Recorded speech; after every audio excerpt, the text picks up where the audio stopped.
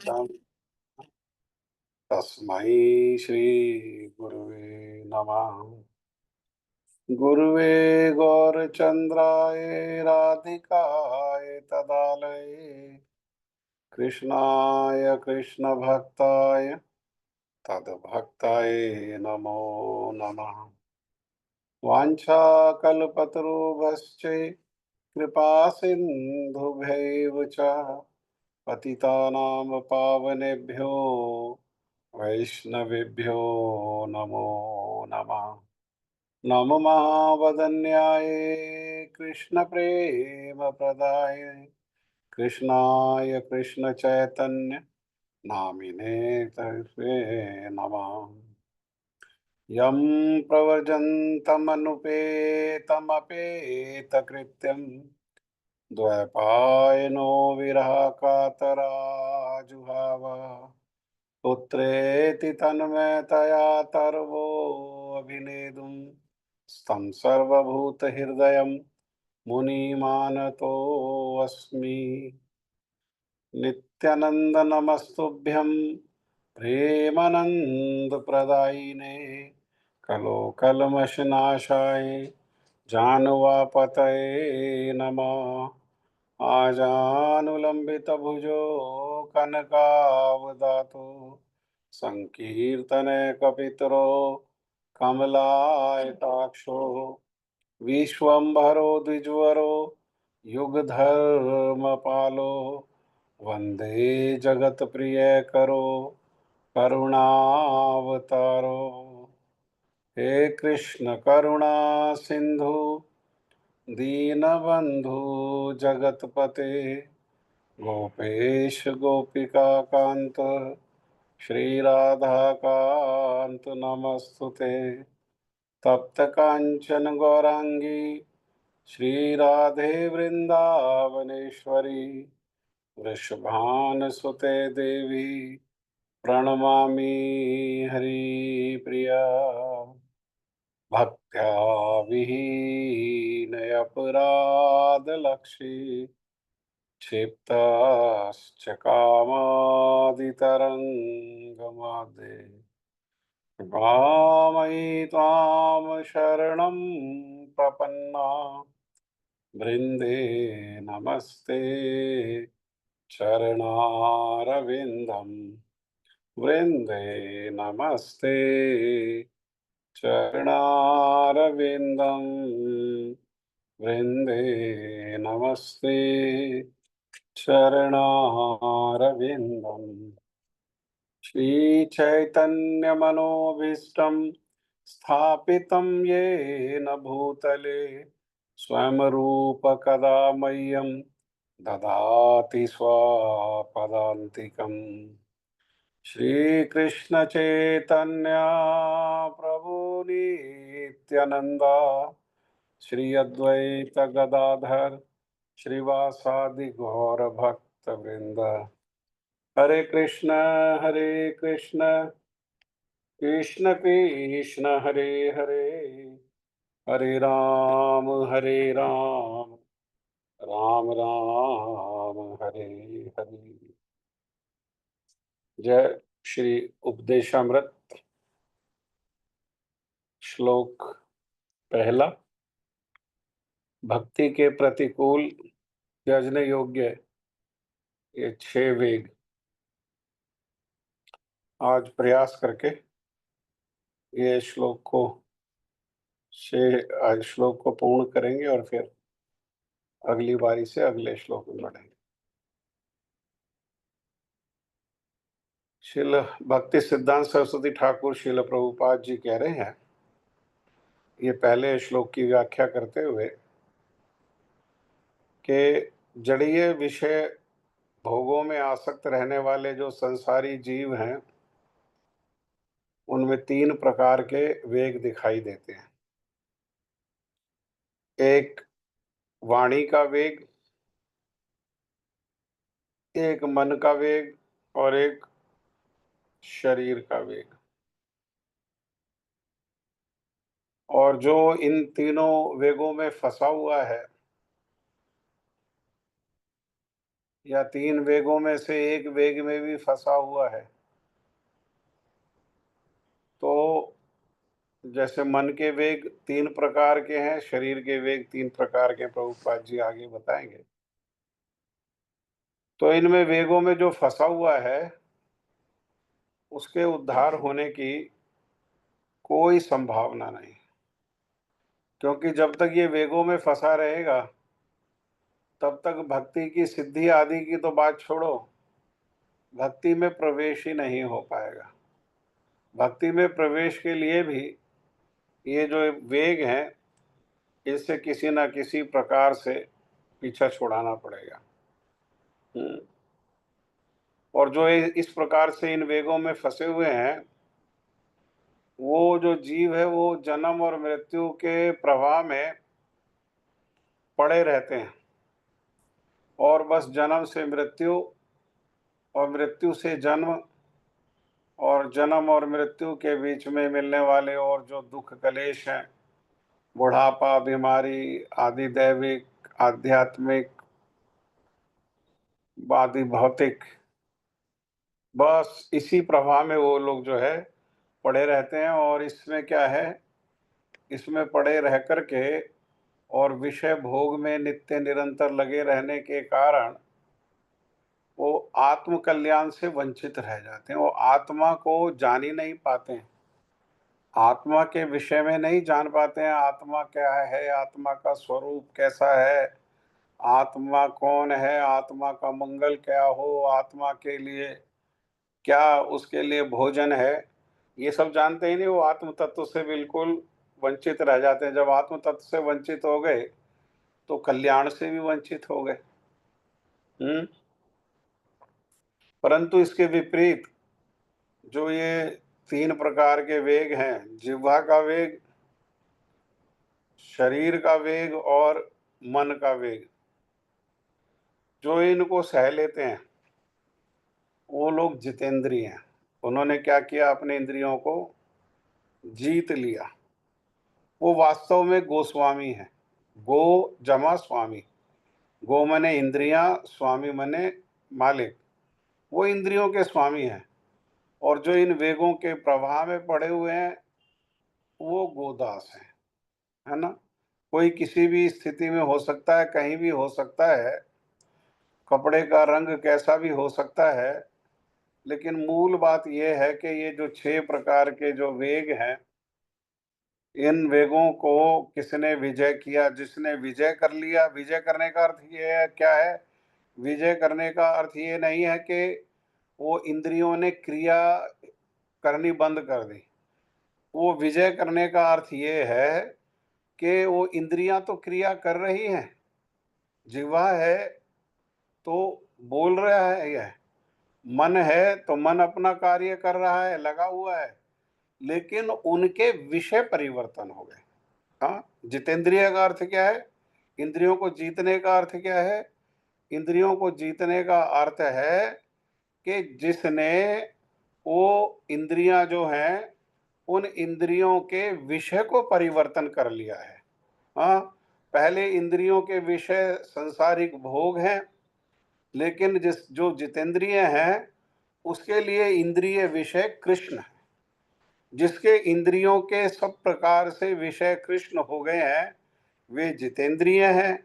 और इसके इधर जो भी हैं, वो गोदास हैं, जितेंद्रिय ही कहलाते हैं, गोस्वामी। ठीक है ना। तो ये जो गोस्वामी हैं, जो जितेंद्रिय हैं, ये विषय भोग के वशीभूत नहीं होते हैं। क्यों? क्योंकि इन्होंने अपनी इंद्रियों को पूर्णता, ऐसा नहीं कि कुछ उधर कुछ उधर, है ना। ये सब स्थिति है। पहले पूरी संसार में लगी होना इंद्रियां, फिर थोड़ा उन्नति करते हुए कुछ उधर कुछ उधर, और धीरे धीरे धीरे धीरे उन्नति होते हुए पूर्णता कृष्ण में लग जाना और संसार जो है वो बिल्कुल शून्य हो जाना। हाँ, संसार के विषय शून्य हो जाना। ये ऐसे व्यक्ति जो है भोगों के वशीभूत नहीं होते, बल्कि अपनी इंद्रियों को अपने वश में कर लेते हैं। और ऐसे जो लोग हैं, वो सारे जगत के गुरु बनने के योग्य हैं, सारे जगत उनका शिष्य बन सकता है। क्यों? क्योंकि वो सारे संसार को, उनमें सामर्थ्यता है सारे संसार को वशीभूत करने की। वाक्य वेग, जिह्वा का जो वेग है, उसका तात्पर्य है भक्ति विरोधी निर्विशेषवादियों की कल्पनाओं, कर्मकांड में फंसे हुए कर्मकांडियों की कर्मफल संबंधी शास्त्रीय युक्तियों और श्री कृष्ण सेवा पर वचनों के अतिरिक्त अन्य अन्य सुख भोग की कामना संबंधी बातें। ध्यान से सुने, 3 प्रकार की बातों में जिसकी जिह्वा लगी हुई है उसको वो कहेंगे वाचो वेग। एक तो कृष्ण सेवा के संबंधी जो वचन है उनको छोड़ करके अन्य अन्य मतलब इंद्रिय विषय के जो सुख भोग है उसकी कामना संबंधी बातें। दूसरा जो भक्ति विरोधी है, भक्ति विरोधी क्या है? ये निर्विशेषवाद, निर्विशेषों की कल्पनाएं कि हमें वो कोई विशेष नहीं है, भगवान कोई विशेष नहीं है। या एक दिन हम भी क्या है, वो भगवान हो जाएंगे, ऐसी जो कल्पना है कि हम भी भगवान हो जाएंगे, ऐसी कल्पनाओं की बातें। और कर्म कांड में मतलब कर्म कर रहे हैं, किस लिए कर्म कर रहे हैं? यज्ञ कर रहे हैं, दान कर रहे हैं, तपस्या कर रहे हैं। उद्देश्य क्या है? उद्देश्य है कि जब तक मेरा यहाँ जीवन है मैं यहाँ विषय भोग करूँगा, और जब मेरा शरीर छूट जाएगा तो ऊंचे लोकों में, स्वर्ग आदि लोकों में जाकर के वहाँ भोग करूँगा। और जो कर्म है उस कर्म को कर्म से काटने में लगे हुए हैं, पाप कर्म को पुण्य कर्म से काटने में लगे हुए हैं, कर्म को कर्म से काटने में लगे हुए हैं। ऐसी बातों में, ये 3 प्रकार की बातों में आप लोग ये कहीं पर नोट कर लो, या तो ग्रंथ हो आपके पास, ग्रंथ नहीं है तो कहीं पर नोट कर लो। ये अभी तो स्मरण रहेगा, फिर बाद में भूल जाते हैं। इस प्रकार की 3 बातें जो हैं, ये क्या है? ये है वाचो वेगम, वाक वेगम। हाँ, भागवत, इसका अर्थ ये नहीं कि वे बोलेंगे ही नहीं, बोलेंगे तो क्या बोलेंगे? तो कह रहे भगवत सेवा उपयोगी वचनों को वाचो वेग नहीं समझना चाहिए, बल्कि उन्हें वाक वेग सहने का फल समझना चाहिए। अगर जिसने क्या किया, जिसकी जिह्वा पर भगवत सेवा संबंधी वार्ता है, बातें हैं, वो क्या है? वो फल है। किस चीज का फल है? कि ये वाचो वेग को उसने सह लिया। क्यों? क्योंकि वो जो वेग है, उधर जो पुश कर रहा है जिह्वा को लगाने में, उसने वहां से जिह्वा को निकाल करके भगवान की सेवा में अपनी जिह्वा को लगा दिया। इसीलिए भगवत विषय संबंधी जो वार्ता है वो वाचो वेगम के अंतर्गत नहीं है। और श्रील भक्ति सिद्धांत सरस्वती प्रभुपाद बहुत सुंदर बात कह रहे हैं कि कई लोग जो है मौन व्रत कर लेते हैं कि वाचो वेग में नहीं फंसेंगे, लेकिन वो क्या करते हैं? इशारा से इंगित करते हैं। क्या इशारा से इंगित करते हैं? इशारा, या लिखेंगे, लिख करके दे देंगे, या इशारे से बताएंगे। वैसे तो मौन है, लेकिन मन में क्या चल रहा है? मन में वही विषय भोग चल रहा है। तो भोग की बात क्या है? भोग की बातों को या तो लिख करके दे देंगे, या तो इशारे से बता देंगे। वो भी क्या है? वो भी वाचो वेगम है, नहीं बोलने पर भी। हाँ, देखो कितनी सुंदर बात है। भगवत संबंधी जो बातें हैं वो बोलने पर भी वाचो वेगम नहीं है, और दूसरी तरफ भोग की बात को इंगित करना या लिख करके दे मांगना, ये क्या है? ये वाचो वेगम है। नहीं बोलने पर भी ये वाचो वेगम है। हाँ, ये तो हुआ जिह्वा का वेग, जो वाणी का वेग। दूसरे प्रकार का वेग बताया, मन का वेग। तो यहाँ पर प्रभुपाद जी कह रहे हैं कि मन का वेग 2 प्रकार का होता है। इसको अच्छे से समझेंगे हम। एक अविरोध प्रीति और विरोध युक्त क्रोध। एक क्या है? अविरोध प्रीति और दूसरा विरोध युक्त क्रोध। तो अविरोध प्रीति क्या है? मायावादी के विश्वास के प्रति प्रीति, कर्मों के विश्वास के प्रति आदर और कृष्ण सेवा को छोड़कर अन्य जो अभिलाषाएं वाले व्यक्ति हैं उनके विचारों के प्रति विश्वास, ये 3 प्रकार की अविरोध प्रीति है। अर्थात ये 3 प्रकार की जो बातें हैं, ये 3 प्रकार के विचार है, इसमें प्रीति नहीं रखनी है, इसमें विरोध करना है। और जो विरोध नहीं करते हैं वो अविरोध, अविरोध भी हो गया, विरोध नहीं किया, और प्रीति भी हो गई। तो ये अविरोध प्रीति क्या है? ये मन का वेग है। हाँ, मन का वेग है। कोई कर्म कांड की बात कर रहा है, कर्म की बात कर रहा है, उसी में लोभ आ जाना मन को और उसी के आदर करने लगना। हाँ हाँ हाँ हाँ, पीपल में पानी देना चाहिए, शनिवार को काले कुत्ते को दूध पिलाना चाहिए, तेल चढ़ाना चाहिए, ऐसा करना चाहिए, मंगल वो, राहु वो, केतु वो, यज्ञ यज्ञ करेंगे देवताओं के प्रति। ये जो सारी चीजें हैं, ये सारी चीजों में आदर होना भी, तो ये क्या है? ये अविरोध है। ये प्रीति तो है, कैसी प्रीति है? अविरोध। इसमें प्रीति नहीं करके आ हटाना है विरोध, अविरोध का। इसका मन में विरोध करना चाहिए। संसार में लोगों के सामने विरोध करने की आवश्यकता नहीं है, लेकिन अब क्योंकि इसके लिए विरोध करते हुए वहां किसी से बहस करना, किसी से झगड़ा करना, मनमुटाव करना, उसकी आवश्यकता नहीं है। लेकिन अपने मन में बड़ा स्ट्रांगली ये जो है, इसके प्रति जो है वो विरोध होना चाहिए। और दूसरा विरोध युक्त क्रोध क्या है? ज्ञानी, कर्मी और अन्य अभिलाष की चेष्टाओं को देखकर निरपेक्ष रहना, ये भी मन का अव्यक्त अविरोध है ना? ज्ञानी लोग क्या है? मुक्ति के लिए चेष्टा कर रहे हैं, मुक्ति के लिए चेष्टा कामी है, तो उसका विरोध नहीं करना, हाँ, निरपेक्ष रह जाना बस। हाँ ठीक है, ठीक है, ठीक है, बहुत अच्छा, बहुत अच्छा, है ना?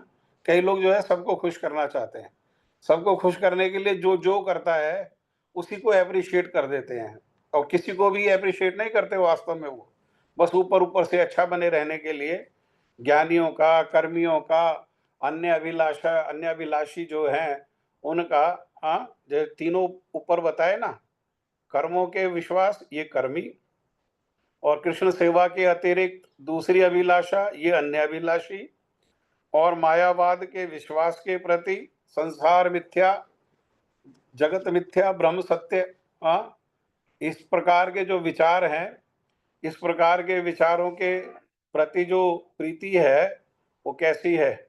वो अविरोध। हाँ, निरपेक्ष रहना भी, विरोध करना ही करना है, निरपेक्ष नहीं रह सकते, विरोध करना ही करना है। विरोध मतलब अपने लिए उसका विरोध जो है करना ही करना है। कृष्णेतर, कृष्ण को छोड़ करके अभिलाषाओं की पूर्ति में बाधा उपस्थित होने पर क्रोध आ जाना। भगवान की सेवा को छोड़ करके, भगवत प्रीति, भगवत सुख को छोड़ करके और जो अभिलाषाएं हैं वो पूरी नहीं हो पा रही हैं, उनके पूरी होने के मार्ग में कुछ बाधा है और उस बाधा के कारण क्रोध आ जाना। दूसरा, कर्म किया लेकिन उसका जैसी मन में इच्छा थी वैसा फल नहीं मिला, उसके प्रति क्रोध आ जाना। और चेष्टा करने पर भी मुक्ति नहीं मिलना, इसके ऊपर क्रोध आ जाना। ये क्या है? ये है विरोध युक्त क्रोध। ये दोनों के दोनों मन के वेग हैं। ये विरोध किसका हो रहा है? विरोध युक्त है वेग ये। तो विरोध युक्त के विरोध किसका हो रहा है? विरोध हो रहा है भगवत भक्ति का। इनको सपोर्ट करना अर्थात भगवान की भक्ति, कृष्ण के सेवा के लिए अभिलाषा हो और उसके प्रति उसके बाधा आए, उसमें क्रोध आना, ये सेवा है। और कृष्ण को छोड़ करके अन्य-अन्य जो अभिलाषाएँ हैं, उनमें कोई बाधा आए, उसमें क्रोध आए, ये क्या है? ये वेग है। हाँ, ये वेग है। ऐसे ही चेष्टा करी, लेकिन वो जो चाहते थे वो फल नहीं मिला। योजना बनाई, चेष्टा करी, प्रयास किया, लेकिन जो चाहते थे वो फल नहीं मिला, तो उसमें क्रोध आ जाना, ये भी क्या है? ये भी भक्ति का विरोध है। और मुक्ति की नहीं मिलना, मुक्ति के लिए चेष्टा करना ही बेकार है। हाँ, मुक्ति की स्पृहा कैसी है? मुक्ति की स्पृहा पिशाचिनी है। हाँ, श्रील रूप गोस्वामी पाद जी ने ये बात को कहा, जीव गोस्वामी पाद जी ने वल्लभाचार्य जी को ये बात को एक्सप्लेन किया। मुक्ति स्वयं भगवान जहाँ भी रखें, वो भगवत इच्छा है। जहाँ भी रखें बस तांदरे चरण सेवी भक्त से निवास, जन्म जन्म मोरे ही अभिलाष। बस ये अभिलाषा के साथ ना धनम ना जनम ना सुंदरिम कविताम व जगदीश कामये मम जन्मनि जन्मनीश्वरे भवताद भक्ति रहतु की त्वय। जैसे महाप्रभु कह रहे हैं, मम जन्मनि जन्मनि, जन्म के लिए चिंता नहीं कर रहे, जहाँ रखे मुक्ति दे, जन्म दे, मुक्ति दे करके कहीं ले जाएं, लेकिन क्या करना है, क्या होना है? तो श्री नरोत्तम दास ठाकुर जो कह रहे हैं कि भक्तों का संग और भगवान की सेवा, जहां भी जाए वो भगवान की इच्छा है। परंतु संसार में खुद मुक्ति की कामना करना और कामना करने पर चेष्टा करना और चेष्टा मिलने पर उसका फल नहीं मिलना और फल नहीं मिलने पर उसका उसमें क्रोध आना, ये क्या है? ये भगवत भक्ति विरोधी है और ये मन का वेग है। ये इस प्रकार से ये मन के दो प्रकार के वेग हैं, अविरोध प्रीति और विरोध युक्त क्रोध। ठीक है। आगे बताए शरीर के वेग क्या है? वो भी तीन प्रकार के हैं। तीन प्रकार के वेग हम पहले पढ़ के आ गए। दो प्रकार के मन के वेग, एक प्रकार और वो वाचो वेगम जिह्वा का वेग, और ये बता रहे हैं तीन प्रकार के शरीर के वेग। उसमें क्या क्या वेग है? जिह्वा वेग, वो वाणी वेग है, वो बोलने का। जिह्वा वेग रसना, रस का।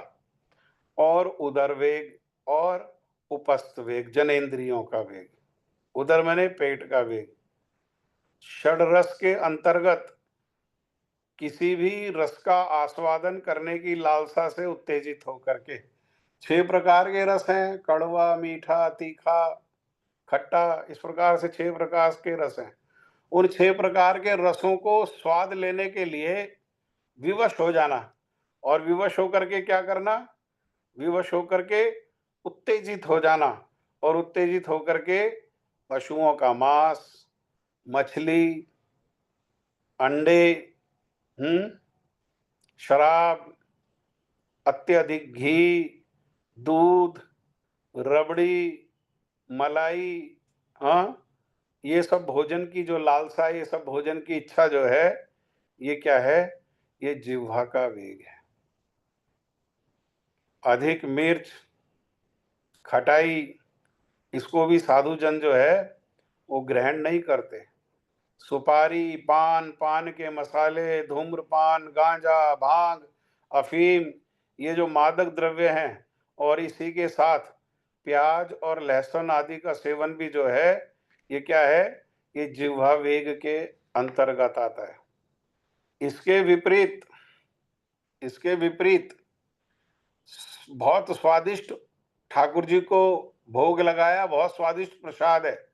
उस प्रसाद को पाना, उसमें भी स्वाद है, उसमें भी रस है, लेकिन उस प्रसाद को पाना वो जिह्वा का वेग नहीं है।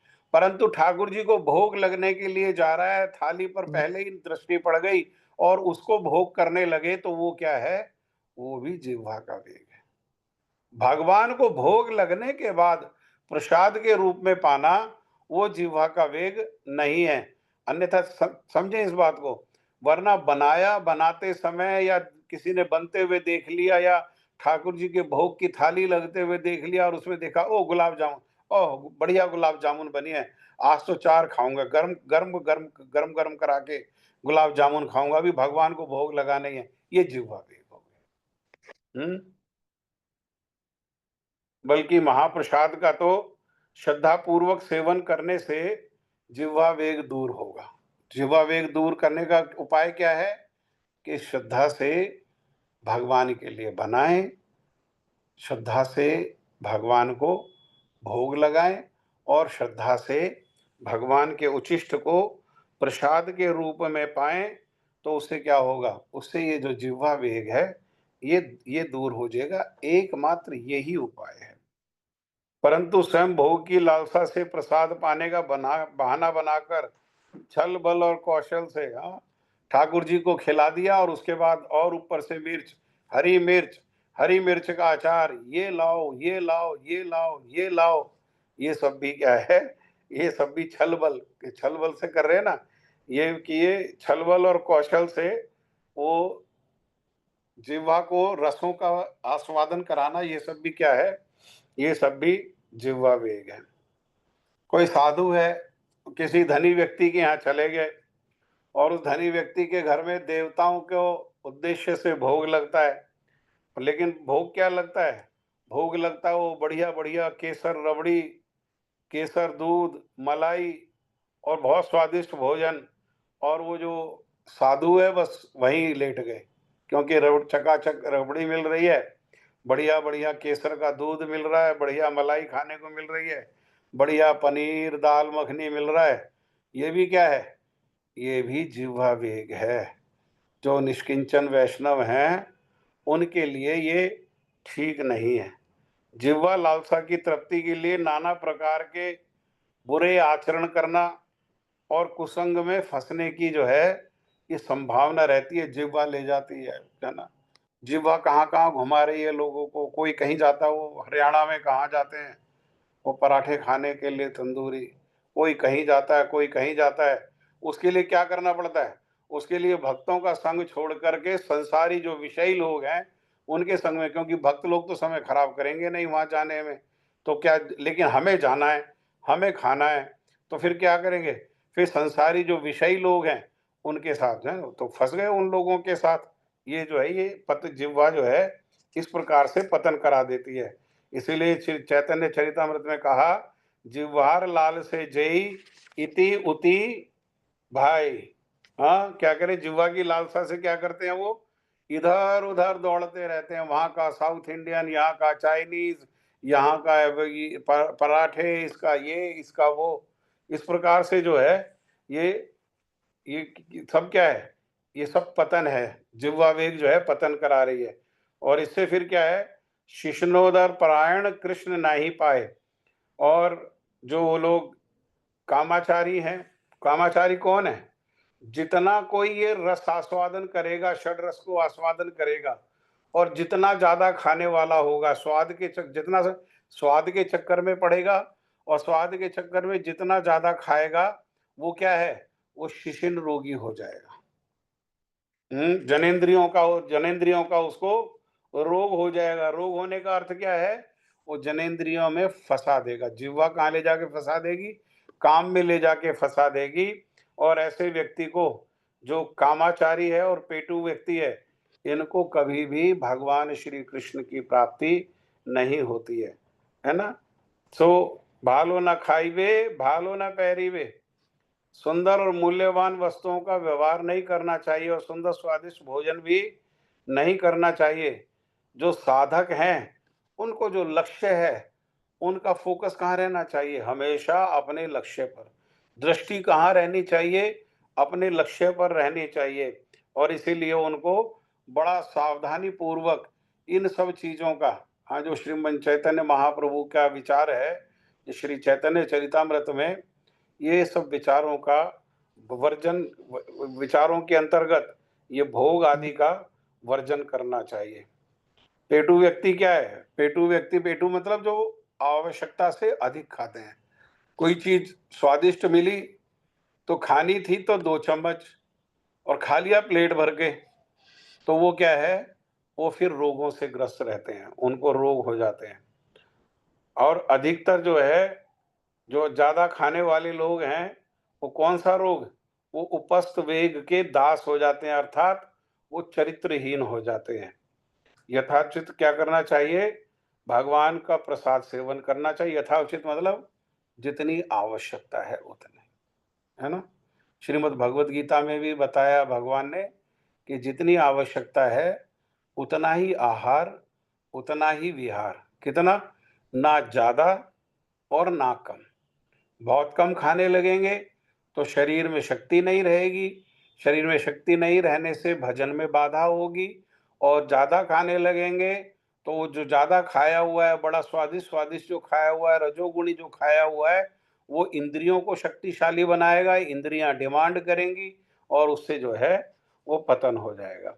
इसीलिए य यथाउचित युक्त आहार, युक्त युक्त रूप में, युक्त माने, युक्त का अर्थ है ना अधिक ना कम। युक्त आहार विहारस्य युक्त चेष्टस्य, और इस प्रकार से नियम पूर्वक एकादशी करना चाहिए। एकादशी करने का अर्थ क्या है? एकादशी करने का अर्थ ये समझते हैं अधिकतर लोग कि आज हमको मुख को उपवास कराना है, जीव पेट को उपवास कराना है। क्यों?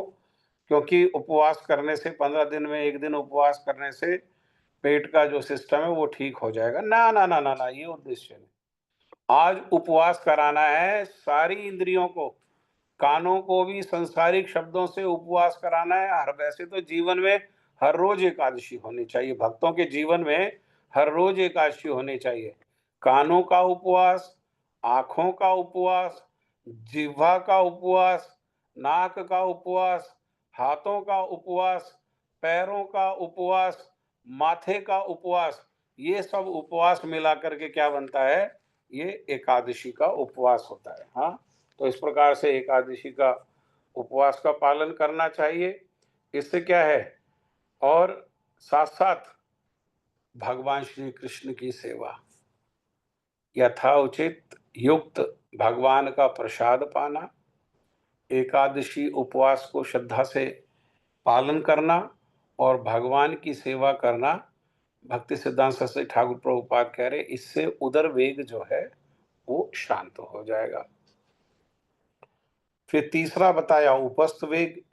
उपस्थ वेग जो है वो 2 प्रकार के हैं, एक है वैद्य और एक है अवैध। वैद्य मतलब कि भाई व्यस्क हो गए, अब इंद्रियां जो हैं वो डिमांड कर रही हैं तो भाई शादी करो। और शादी का मतलब भी ये नहीं कि now we have licence, no, शादी के बाद भी संतान उत्पत्ति के उद्देश्य से किया गया काम जो है यही वैध है। हाँ, भक्ति वेदांत स्वामी महाराज श्रील प्रभुपाद जी तो कहते हैं कि विवाह करके और एक स्त्री और एक पुरुष इसको मन में धारण करके और संतान उत्पत्ति के लिए जो किया गया काम है, वो लोग दोनों ब्रह्मचारी हैं। भगवान श्री कृष्ण भगवद गीता में कह रहे हैं, ऐसा जो काम है वो कौन है? तो भगवान कह रहे हैं ऐसा काम मैं हूं। ऐसा काम मैं हूं। अवैध उपस्थ वेग जो है वो अनेक प्रकार के हैं। शास्त्रीय विधि का उल्लंघन, सामाजिक विधि का उल्लंघन, पर स्त्री पर पुरुष ग्रहण, 8 प्रकार के इंद्रिय सुख की पिपासा, हाँ, कृत्रिम अननेचुरल व्यभिचार, अवैध उपाय से इंद्रिय सुख भोग आदि जो गृहस्थ और गृह त्यागी, चाहे गृहस्थ हो, चाहे ब्रह्मचारी हो, चाहे वो सन्यासी हो, ये दोनों प्रकार के भक्ति साधकों के जिह्वा, उदर और उपस्थ के वेगों से सर्वदा दूर रहना चाहिए। श्रीमद् चैतन्य महाप्रभु के एक पार्षद हुए श्री जगदानंद पंडित, उन्होंने बहुत सुंदर बात कही। उन्होंने कहा, वैरागी भाई ग्राम का कथा ना सुनिबे काने, ग्राम वार्ता ना कहिबे जबे मिलिबे आने। स्वप्नेव ना कर भाई स्त्री दर्शन, ग्रह स्त्री छाड़िया भाई आसिया छेवन। यदि चाह प्रणय राखीते गौरांग सने, छोटा हरिदासेर कथा थाके जेन मने। भाल ना खाइबे और भाल ना पैरीबे, हृदय ते राधा कृष्ण सर्वदा सेविबे। बैरागी भाई, वैरागी मतलब, वैरागी उनको नहीं कहते जिनका कहीं राग नहीं है। वैरागी उनको कहते हैं जिनका भगवान में राग होने के कारण संसार में वैराग है। हाँ, राग की अनुपस्थिति को वैराग नहीं कहा जाता।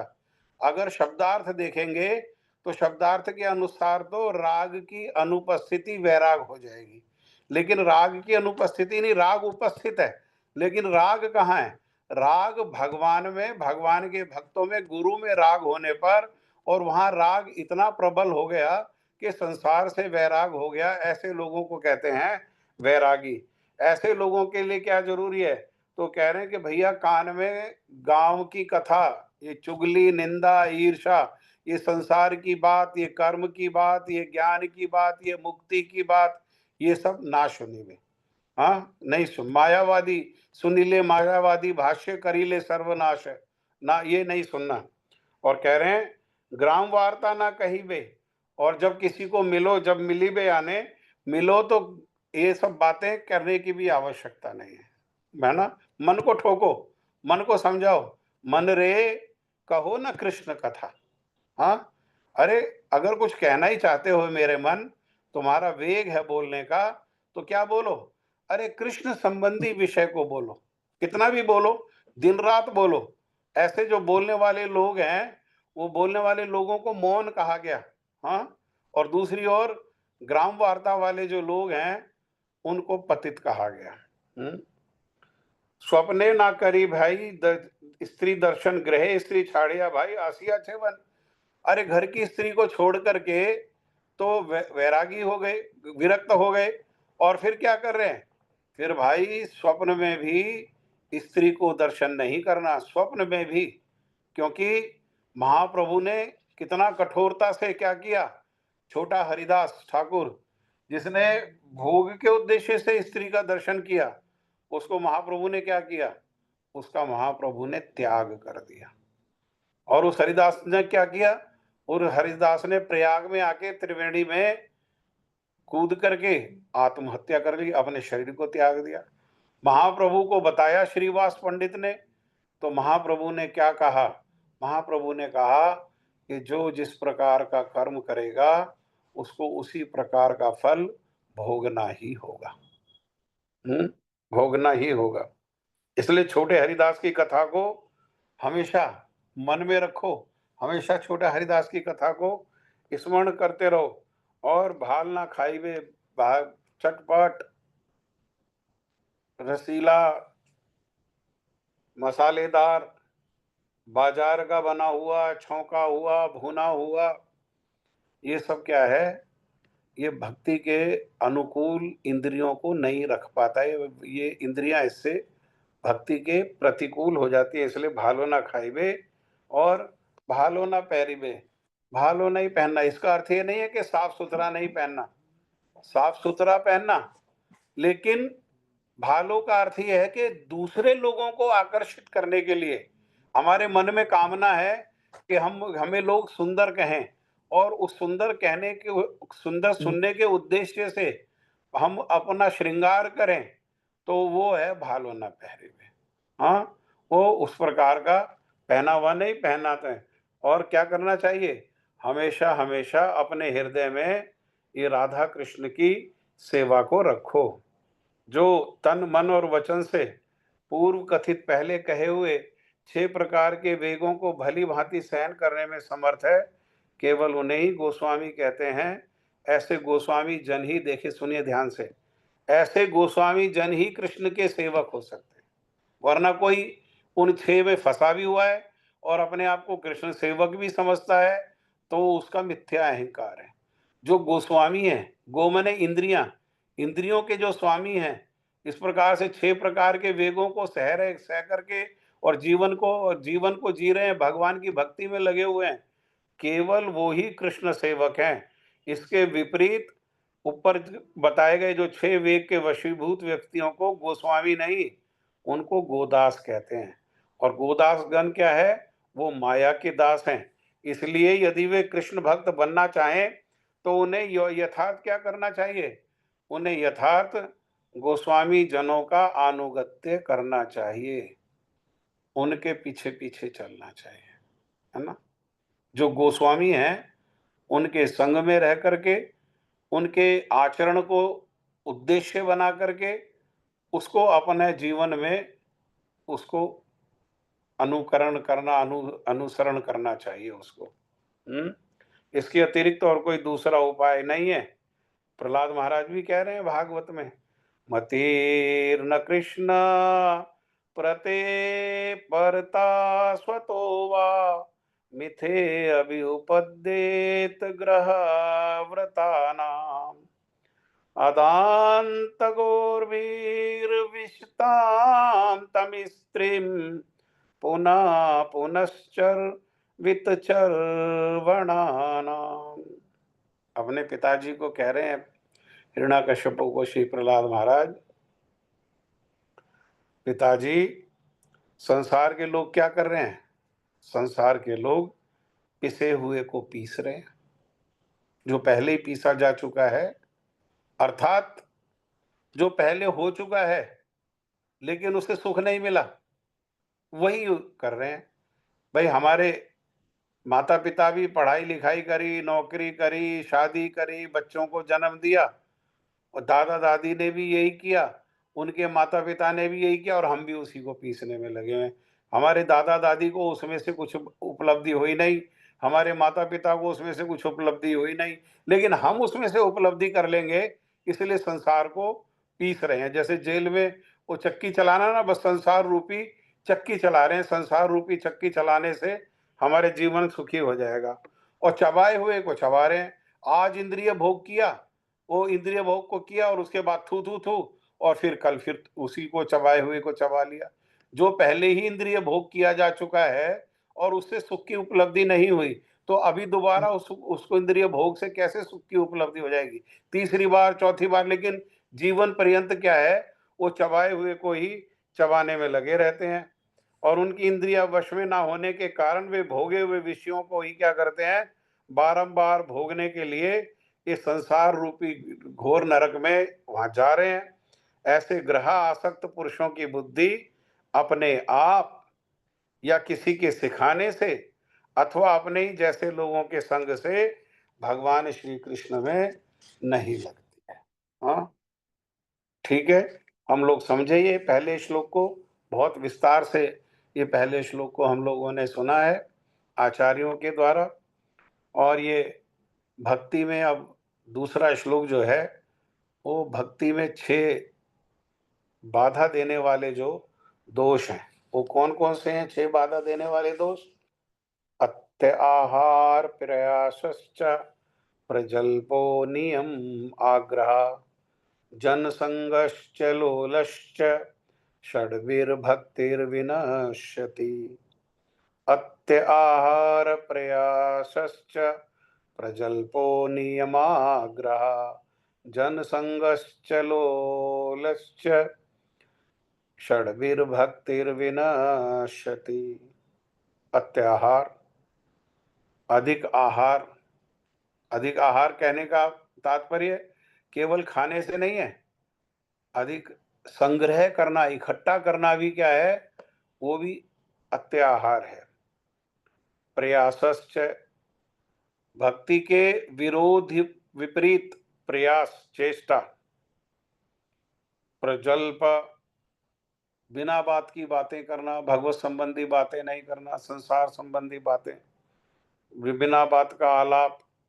नियम आग्रह, हाँ, नियम आग्रह को क्या है, नियम आग्रह 2 प्रकार का होता है।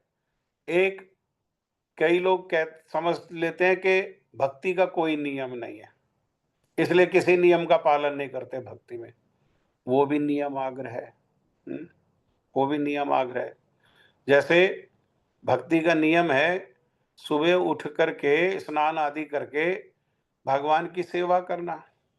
कभी बहुत स्वास्थ्य खराब हो जाए, एक अलग बात है, तो भी भगवान की सेवा करना, लेकिन स्नान आदि नहीं हो पा रहा है, तब कोई बात नहीं उस परिस्थिति में। जैसे तैसे आधा स्नान करके भगवान की सेवा करना, क्योंकि भगवान की सेवा मूल है। बिना नहाए ही सेवा करना, ये जीवन का उद्देश्य है, ये भी नियम आग्रह है। और नहाए नहीं है इसलिए भगवान की सेवा नहीं करेंगे, ये भी नियम आग्रह है।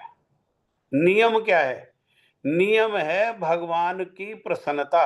नियम है नहीं, लेकिन नियम भगवान की प्रसन्नता है, उसके लिए हम अपना सहज रूप में अपना स्वार्थी होकर के, आरामदायी होकर के, आलसी होकर के नहीं, ये नहीं है। तो नियम आग्रह दो प्रकार का है कि नियम ही भक्ति है, ये ये भी नियम आग्रह है, और नियम के बिना ही भक्ति है, ये भी नियम आग्रह है। भक्ति के नियम हैं, उन नियमों का अपने जीवन में हमको पूरा प्रयास करके पालन करना चाहिए। पूरा प्रयास करके पालन करना चाहिए। परंतु नियमों का पालन करते हुए भगवान की सेवा को छोड़ दिया कि नियमों का पालन करेंगे। आज क्या है, आज जो है हम शाम को नहाएंगे, इसलिए भगवान को भोग भी कब लगाएंगे? शाम को लगाएंगे, ये भी नियम आ गए। हाँ, या भगवान को बिना नहाए ही भोग लगाएंगे, ये भी नियम आग्रह है। ये मैंने उदाहरण से आपको समझाया, ऐसे अनेकों अनेक नियम आग्रह हैं।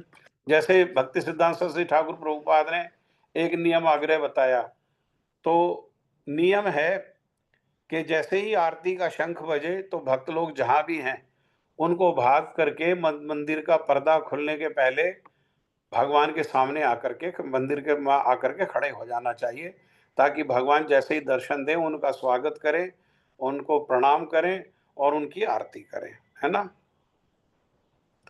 एक बारी भक्ति सिद्धांत सरस्वती ठाकुर प्रभुपाद जी कथा सुना रहे थे, सब ब्रह्मचारी लोग, सन्यासी लोग कथा सुन रहे थे, और तभी शंख बजा। तो नियम है कि भाई शंख जैसे ही बजे सब छोड़ छाड़ करके भागो, भगवान के दर्शन के लिए खड़े हो। तो एक ब्रह्मचारी, बाकी तो बैठे रहे कथा सुनते रहे, तो एक ब्रह्मचारी जो है वो चले गया और कथा को छोड़ करके, और जब वापस लौटा तो भक्ति सिद्धांत सरस्वती ठाकुर प्रभुपाद जी ने पूछा, क्यों भैया तुम्हारी आंखों की एक्सरसाइज कैसी रही? ये नियम आग्रह हो गया। नियम तो है ये बात का, लेकिन उससे श्रेष्ठ नियम क्या है? अरे हम अपनी आंखों से जो भगवान को दर्शन नहीं कर पाएंगे, वो गुरु और साधु अपनी हरि कथा के द्वारा हमको दर्शन करा देंगे कान से। और जब वो अपनी हरि कथा सुना रहे हैं तो उस समय भगवान के दर्शन से भी, क्यों? क्योंकि आंखों के दर्शन से भी ज्यादा महत्वपूर्ण है कानों से दर्शन। और गुरु और वैष्णव कथा के माध्यम से उन्हीं भगवान के लीलाओं का, भगवान के गुण का, रूप का, धाम का, उनके परिकरों का दर्शन करा रहे हैं। उसको छोड़ करके जाना, ये भी नियम आग्रह। दोनों नियम आग्रह। आलस में पड़े रहना शंख बजने पर भी, और वहां पर आरती के लिए जाकर के नहीं खड़े होना, ये भी नियम आग्रह है। और गुरु जी कथा सुना रहे हैं, कोई भक्त कथा सुना रहे हैं भगवान की, उस कथा को छोड़ करके भी आरती में चले जाना कि नियम है एक आरती में खड़े होने का, ये भी नियम आग्रह है। और लौल्य अर्थात बुरे मतों को ग्रहण करना, उसके लिए हृदय में चंचलता होना, ये जो 6 प्रकार के दोष हैं, इन 6 प्रकार के दोषों से भक्ति क्या है, ये विनष्ट हो जाती है। अब हम जो लोग अपना तीनों आचार्यों के जो विचार है, उसको हम अगली बार एकादशी की कथा में हम लोग श्रवण करेंगे। किसी का कोई आज के विषय से संबंधित प्रश्न है तो आप पूछ सकते हैं।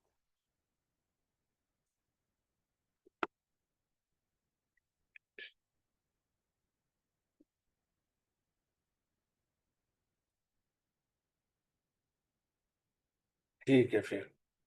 श्रील गुरुपाद पद्म की जय। जय श्री श्री गुरु गौरांग गंधर्विका गिरधारी श्री राधा विनोद बिहारी, श्री राधा रमण बिहारी, श्री राधा गोविंद देव की जय। नित्य लीला प्रविष्टोम विष्णुपाद परमहंस परिव्राजकाचार्य अस्तोत्र शत युगाचार्य श्री श्रीमद भक्ति वेदांत श्रील नारायण गोस्वामी महाराज की जय। नित्य लीला प्रविष्टोम विष्णुपाद स्तोत्र शत श्री श्रीमद भक्ति वेदांत वामन गोस्वामी महाराज की जय। जय नित्य लीला प्रविष्टोम विष्णुपाद स्तोत्र सत श्री श्रीमद भक्ति वेदांत शील त्रिविक्रम गोस्वामी महाराज की जय। जय नित्य लीला प्रविष्टोम विष्णुपाद स्तोत्र श्री श्रीमद भक्ति विज्ञानशील भारती गोस्वामी महाराज की जय। जय नित्य लीला प्रविष्टोम विष्णुपाद स्तोत्र श्री श्रीमद भक्ति वेदांत स्वामी महाराज शील प्रभुपाद की जय।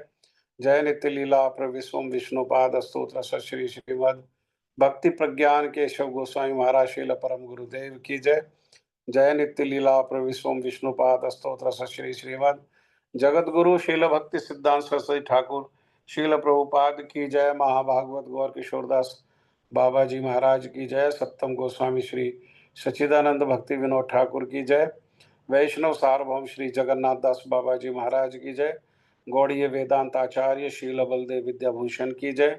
रसिक चूड़ामणि शील विश्वनाथ ठाकुर पाद की जय। श्री नरोत्तम श्रीनिवास श्री श्यामानंद प्रभु त्रय की जय। शील कृष्णदास कविराज गोस्वामी प्रभु की जय। शील वृंदावन दास ठाकुर की जय। श्री रूप सनातन भट्ट रघुनाथ श्री जीव गोपाल भट्टदास रघुनाथ षड गोस्वामी प्रभु की जय। श्री स्वरूप दामोदर श्री राय रामानंद आदि गौर पार्षद वृंद की जय। शील नामाचार्य हरिदास ठाकुर की जय। अनंत कोटि वैष्णव वृंद की जय। रूप अनुगुरु वर्ग की जय। स्वपरिक श्री गौर हरि की जय। प्रेम से कहो श्री कृष्ण चैतन्य प्रभु नित्यानंद श्री अद्वैत गदाधर श्रीवासादि श्री गौर भक्त वृंद की जय। श्री श्री राधा कृष्ण गो गोपी गोवर्धन श्याम कुंड राधा कुंड द्वादश वनात्मक श्री ब्रजमंडल धाम की जय। श्री नवदीप धाम की जय। श्री वृंदावन धाम की जय। भक्ति देवी तुलसी महारानी की जय। गंगा देवी यमुना देवी की जय। युग धर्म हरिनाम संकीर्तन की जय। भुवन मंगलकारी हरे कृष्ण महामंत्र की जय। सर्व विश्व प्रदाता श्री गिरिराज महाराज की जय। भक्ति विघ्न विनाशक श्री नरसिंह भगवान की जय। भक्त प्रवशी प्रहलाद महाराज की जय। चारों आचार्यों की जय। चारों संप्रदाय की जय। चारों धाम की जय। श्री श्री राधा गोविंद जू की जय। जय श्री जगन्नाथ बलदेव सुभद्रा सुदर्शन जू की जय। श्री श्री गौर नित्यानंद प्रभु की जय। आज के सत्संग की जय। आज के आनंद की जय। आप सब भक्तों की जय। निताई गौर प्रेमानंदे हरि हरि बोल। हरे कृष्ण।